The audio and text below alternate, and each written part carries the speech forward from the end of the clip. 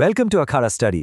Today we shall learn West Bengal Board Class 6 English book Blossoms, New Syllabus, Lesson 12, Rip Van Winkle. ভাবুন তো এক রাতে ঘুমিয়ে উঠলেন আর সকালে চোখ মেলে দেখলেন পুরো পৃথিবীটাই বদলে গেছে। হ্যাঁ, এমনই এক জাদুকরী পাহাড় আর অদ্ভুত এক মানুষের গল্প আজ আমরা জানব। চলুন সরাসরি এই অসাধারণ গল্পে প্রবেশ করা যাক। আজকের এই গোটা গল্পটাকে আমরা কয়েকটা ধাপে ভাগ করে নেব। প্রথমে গ্রামের জীবন, তারপর জাদুর পাহাড়ের রহস্য, এরপর এক অদ্ভুত জাগরণ, তারপর তার বাড়ি ফেরা এবং সবশেষে আমরা পাঠ্য বইয়ের কিছু গুরুত্বপূর্ণ প্রশ্ন উত্তর নিয়ে আলোচনা করব। চলুন শুরু করা যাক। প্রথম ভাগ, গ্রামের জীবন, রিপ এবং তার অলস স্বভাব। গল্পের হিরো মানে আমাদের রিপ ভ্যান উইঙ্কেল মানুষটা কিন্তু বেশ মজার, একদম সহজ সরল ভালো মনের একজন মানুষ। গ্রামের বাচ্চারা তাকে রীতিমতো ঘিরে থাকত। কারণটা কি জানেন?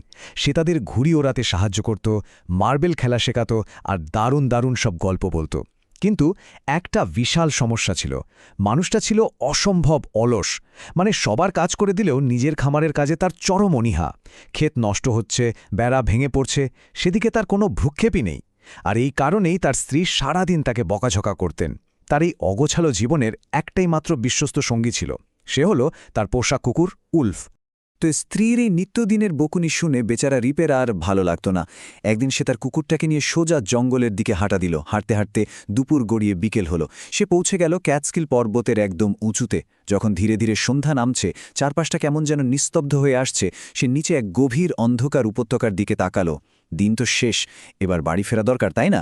কিন্তু ঠিক সেই মুহূর্তেই একটা অদ্ভুত ঘটনা ঘটে গেল। আমাদের দ্বিতীয় ভাগ, জাদুর পাহাড়, এক অদ্ভুত সাক্ষাৎ।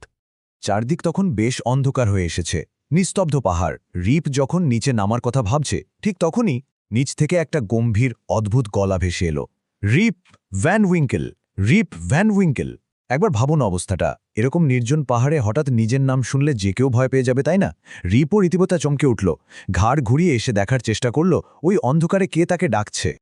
খুঁজতে খুঁজতে সে দেখল এক অদ্ভুত চেহারার বেটে মতো বৃদ্ধ পিঠে একটা ভারী পাত্র বা পিপে নিয়ে পাহাড় বেয়ে উঠছে।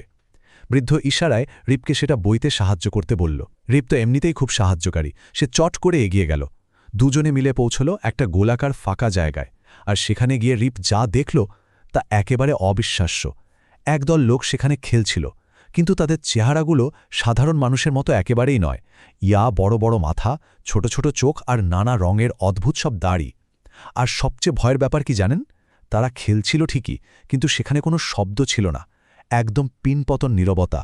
তারা মূর্তির মতো স্থির, বরফের মতো ঠান্ডা দৃষ্টিতে রিপের দিকে তাকিয়েছিল। আপনারা হয়তো ভাবছেন এই অদ্ভুত মানুষগুলো আসলে খেলছিলটা কি? এই খেলাটার নাম হলো নাইন পেন্স। অনেকটা ওই আজকালকার বোলিং খেলার মতো। 9টা বোতল আকৃতির কাঠের টুকরো বা পিন বল দিয়ে ফেলে দেওয়াই হলো এর নিয়ম। কিন্তু সেই নিস্তব্ধ থমথমে পরিবেশে এই খেলাটা রিপের মনে একটা চাপা ভয়ের সৃষ্টি করল। তবে কিছুক্ষণ পর রিপের ভয়টা একটু কেটে গেল। সে দেখল ওই মানুষগুলো পিপে থেকে কি যেন একটা পান করছে। রিপ নিজেও খুব তৃষ্ণার্ত ছিল, তাই সাহস করে সেও কয়েক ঢোক পান করে নিল। আর ঠিক তারপরেই ধীরে ধীরে তার চোখ ভারী হয়ে আসতে লাগল। চারপাশটা যেন ঝাপসা হয়ে গেল। রাতের তারাভরা আকাশের নিচে ওই জাদুকরী পাহাড়ের বুকেই রিপ এক গভীর, খুব গভীর ঘুমে তলিয়ে গেল। গল্পের তৃতীয় ভাগ, এক অদ্ভুত জাগরণ, বদলে যাওয়া এক পৃথিবী। ঘুম ভাঙার পর রিপ যখন চোখ মেলল, দেখল ঝকঝকে এক উজ্জ্বল সকাল, মিষ্টি রোদ, পাখিরা ডাকছে। সে ভাবল, কি কাণ্ড, আমি কি সারারাত এখানেই ঘুমিয়েছিলাম? কিন্তু আশেপাশে তাকিয়েই সে বুঝল কিছু একটা গণ্ডগোল আছে। তার প্রিয় কুকুর উলফ আশেপাশে কোথাও নেই। শুধু তাই নয়, আগের রাতে যেখানে সে ওই অদ্ভুত মানুষদেরকে দেখেছিল, সেই জায়গাটা এখন কুলকুল করে একটা পাহাড়ি নদী বয়ে চলেছে। মানে এক রাতের মধ্যে আস্ত একটা নদী কিভাবে তৈরি হয়ে গেল? রিপ তো পুরো অবাক। এদিকে খিদের চোটে তার পেট চোঁচো করছে। সে বাড়ির পথ ধরল, কিন্তু হাঁটতে হাঁটতে হঠাৎ নিজের চিবুকে হাত পড়তেই সে রীতিমতো আঁতকে উঠল। এক রাতের মধ্যে তার দাড়ি বেড়ে প্রায় 1 ফুট লম্বা হয়ে গেছে, আর পুরো দাড়িটা পেকে একদম সাদা। এটা কিভাবে সম্ভব? সে তো কিছুই বুঝতে পারছিল না। এরপর গল্পের চতুর্থ ভাগ, বাড়ি ফেরা, এক হৃদয় বিদারক আবিষ্কার। গ্রামের পথে পা রাখতেই রিপ বুঝল আসল চমকটা তো এখনও বাকি। সে দেখল গ্রামটা আগের চেয়ে অনেক বড় হয়ে গেছে। চারপাশে প্রচুর মানুষ, কিন্তু চেনামুখ একটাও নেই। সবাই তার ওই লম্বা সাদা দাড়ি আর পুরনো আমলের পোশাক দেখে অবাক হয়ে তাকাচ্ছে। তার সেই পরিচিত সরাইখানা বা আড্ডার জায়গাটা আর নেই। দরজার ওপর অচেনা সব মানুষের নাম, আর সবচেয়ে কষ্টের দৃশ্যটা হলো তার নিজের বাড়িটা। বাড়িটা এখন সম্পূর্ণ খালি, ভেঙে চুরে একদম ধ্বংসস্তূপে পরিণত হয়েছে। রিপ পাগলের মতো তার স্ত্রী সন্তানদের ডাকল, কিন্তু কেউ সাড়া দিল না। খাঁ খাঁ করছে চারপাশ। হতবাক, রিপ ভিড়ের মধ্যে তার পুরনো বন্ধুদের খুঁজতে শুরু করল। সে মরিয়া হয়ে জিজ্ঞেস করল সরাইখানার মালিক নিকোলাস ভেডারের কথা। ভিড় থেকে একজন বৃদ্ধ বলে উঠল, নিকোলাস ভেডার? সে তো মারা গেছে, আজ থেকে 18 বছর আগে। কথাটা শুনে রিপের যেন পায়ের তলা থেকে মাটি সরে গেল। 18 বছর? যেটাকে সে মাত্র একটা রাত ভাবছিল, সেটাকে আসলে 18 বছরেরও বেশি সময়। একদম একা, বিধ্বস্ত রিপ ভিড়ের মাঝে দাঁড়িয়ে করুণ সুরে বলে উঠল, এখানে কি কেউ রিপ ভ্যান উইঙ্কলকে চেনে না? নিজের জন্মভূমিতে দাঁড়িয়ে নিজেরই অস্তিত্ব খোঁজার এই আকুতি সত্যি বড্ড কষ্টের। সে যেন তার নিজের পৃথিবীতেই এক ভিনদেশী হয়ে গেছে।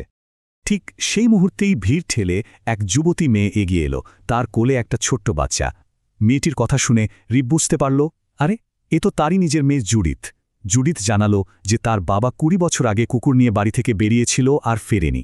আর ঠিক সেই সময় ভিড় থেকে এক বৃদ্ধা রিপের মুখের দিকে ভালো করে তাকিয়ে চিৎকার করে উঠল, হ্যাঁ সত্যি তো, এ তো রিপ ভ্যান উইঙ্কল। আবার স্বাগতম, পুরনো প্রতিবেশী। অবশেষে রহস্যের জট খুলল। জাদুর পাহাড়ে রিপ এক রাত নয়, পুরো 20টা বছর ঘুমিয়েছিল। সব শেষে পাঠ্য বইয়ের কার্যকলাপ, শব্দভাণ্ডার এবং প্রশ্নোত্তর। কি অসাধারণ একটা গল্প, তাই না? এবার চলুন গল্পের জগৎ থেকে বেরিয়ে পাঠ্য বইয়ের কিছু গুরুত্বপূর্ণ ওয়ার্ড নেস্ট বা শব্দার্থ চট করে দেখে নিই। যেমন ধরুন, অ্যাসিস্টেড মানে সাহায্য করা, স্ট্রেইড মানে উদ্দেশ্যহীনভাবে ঘোরাঘুরি করা, সোল মানে একমাত্র, এন হল সরাইখানা যেখানে মানুষ বিশ্রাম নেয়, গেইজ মানে এক দৃষ্টে তাকিয়ে থাকা, ঠিক যেমন ওই অদ্ভুত মানুষগুলো রিপের দিকে তাকিয়েছিল। তারপর সাবসাইডেড মানে কমে যাওয়া, মেয়ারলি মানে শুধুমাত্র বা নেহাতি, আর প্রিভিয়াস মানে আগের। এই শব্দগুলো গল্পের অর্থ বোঝার জন্য ভীষণ জরুরি। এবার আসি অ্যাক্টিভিটিস 6-এ। এখানে কজ অ্যান্ড এফেক্ট অর্থাৎ কারণ ও ফলাফল বের করতে হবে। ধরুন, ছকের কজ বা কারণের ঘরে দেওয়া আছে Rip had a long beard and wore a peculiar dress, মানে রিপের লম্বা দাড়ি আর অদ্ভুত পোশাক ছিল। তাহলে এর ইফেক্ট বা ফলাফল কি হয়েছিল?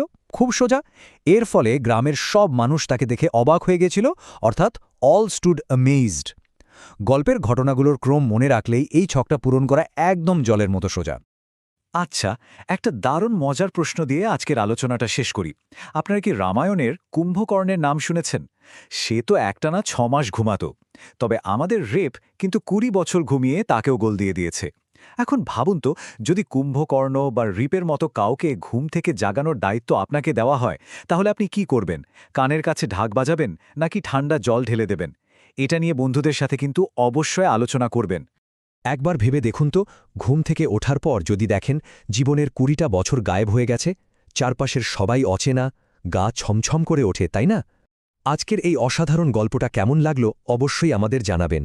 এভাবেই মজায় মজায় পুরো সিলেবাস কভার করতে এক্ষুনি আখাড়া স্টাডি ইউটিউব চ্যানেলটি লাইক, শেয়ার এবং সাবস্ক্রাইব করে দিন।